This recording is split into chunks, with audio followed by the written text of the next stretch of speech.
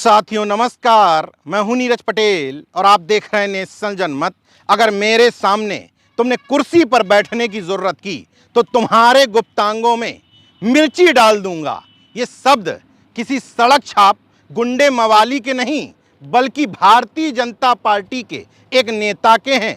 उसमें भी शर्मिंदगी की बात देखिए कि एक बीजेपी का नेता अपनी ही पार्टी की महिला नेता से इस तरीके के शब्दों का इस्तेमाल कर रहा है।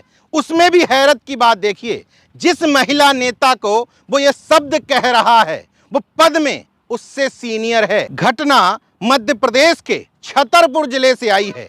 छतरपुर जिले में एक विकास खंड पड़ता है गौरिहार। उत्तर प्रदेश में जिस पद को ब्लॉक प्रमुख कहा जाता है, मध्य प्रदेश में उसी पद को जनपद अध्यक्ष कहा जाता है। तो इस लिहाज से गौरिहार विकास खंड की ब्लॉक प्रमुख मध्य प्रदेश के हिसाब से हुई गौरिहार की जनपद अध्यक्ष। नाम है तुलसा अनुरागी। नाम से स्पष्ट है कि अनुसूचित जाति की हैं और महिला भी हैं। और जो शख्स इनसे ये बोल रहा है वो इसी जनपद यानी कि इसी ब्लॉक का उपाध्यक्ष है। नाम है अमित वाजपेयी। जब इसके बारे में सर्च किया तो ये भी पता चला कि छतरपुर जिले का भारतीय जनता पार्टी किसान मोर्चा का उपाध्यक्ष है।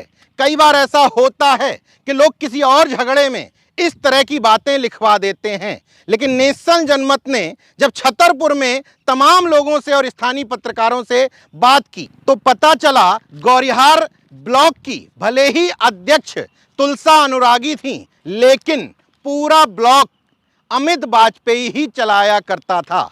इसका मतलब जो आरोप तुलसा अनुरागी ने पुलिस को दिए अपने तहरीर में लगाए हैं वो आरोप काफी हद तक सही प्रतीत होते हैं।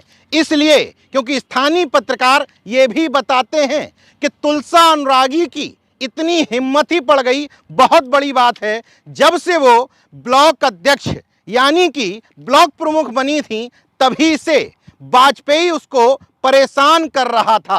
अब हिम्मत जुटा करके पुलिस में उसने तहरीर दे दी है। सवाल ये उठता है कि अमित वाजपेयी अगर बीजेपी नेता है तो तुलसा अनुरागी भी बीजेपी की नेता हैं, मगर अंतर है।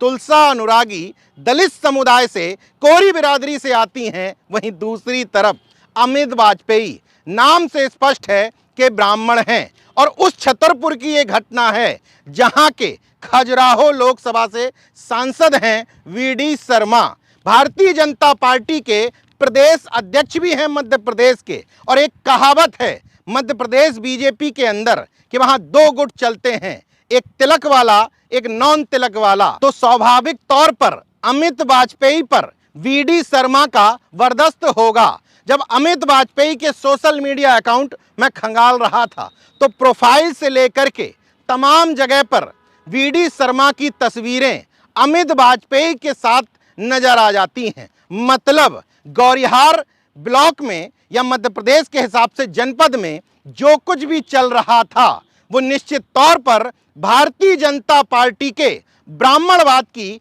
चीख चीख करके गवाही देता है।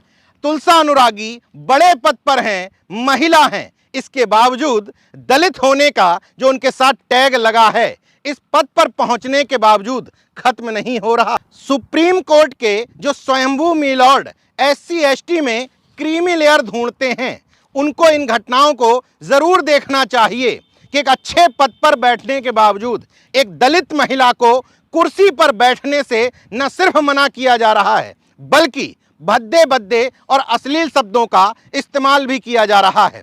पुलिस को दिए अपने प्रार्थना पत्र में तुलसा अनुरागी ये भी बताती हैं कि उनसे 25 लाख रुपए की डिमांड की जा रही है कि अगर ब्लॉक पंचायत ठीक से चलाना चाहती हो तो मुझे 25 लाख रुपए दो। उसी प्रार्थना पत्र में यह भी बताया गया है कि किसी भी अन्य ब्लॉक में उपाध्यक्ष का अलग से ऑफिस नहीं होता, लेकिन अमित वाजपेयी ने अपने रसूख का इस्तेमाल करते हुए ब्लॉक के विकास के लिए खर्च होने वाली धनराशि में अकेले 10 लाख रुपए अपने कमरे को, ऑफिस को चमकाने में खर्च किए। उसकी जो तस्वीरें मुझे सोशल मीडिया में दिखी उससे स्पष्ट हो जाता है कि हाँ, इस कमरे को बहुत ठीक ढंग से चमकाया गया है। जबकि विकास खंड की बाहर की तस्वीरें देखिए तो वो जर्जर स्थिति में नजर आता है। मतलब अमित वाजपेयी बीजेपी नेता, उसमें भी ब्राह्मण होने का पूरे रसूख का इस्तेमाल